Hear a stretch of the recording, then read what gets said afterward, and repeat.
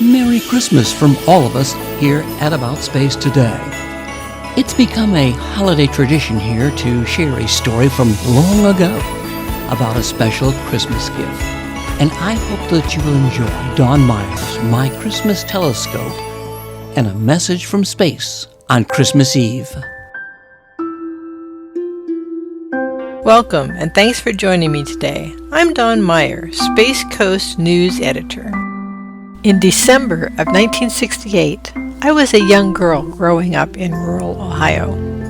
My family followed the space program very closely, watching all of the launches and milestones on TV.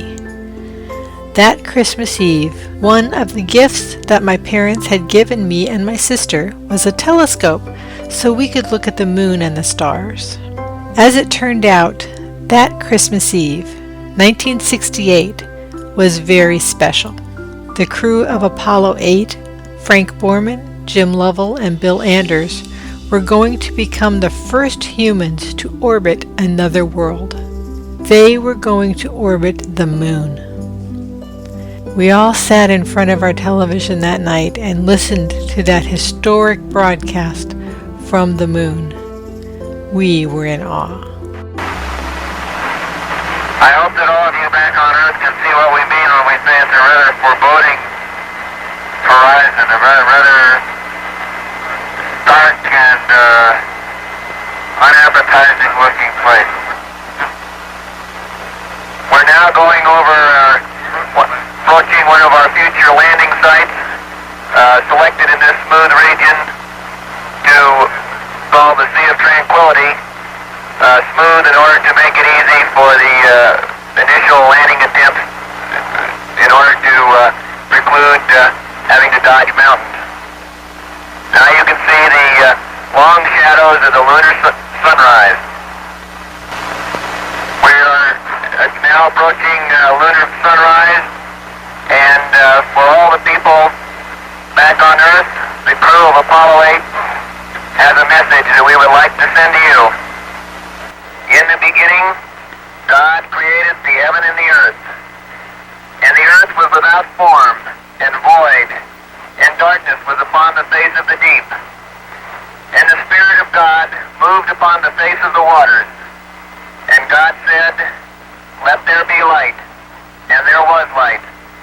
And God saw the light, that it was good, and divided the light from the darkness. And God called the light day, and the darkness he called night, and the evening and the morning were the first day.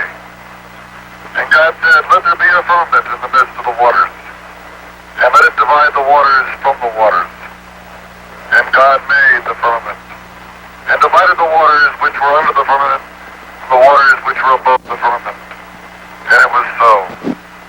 And God called the firmament heaven, and the evening and the morning were the second day.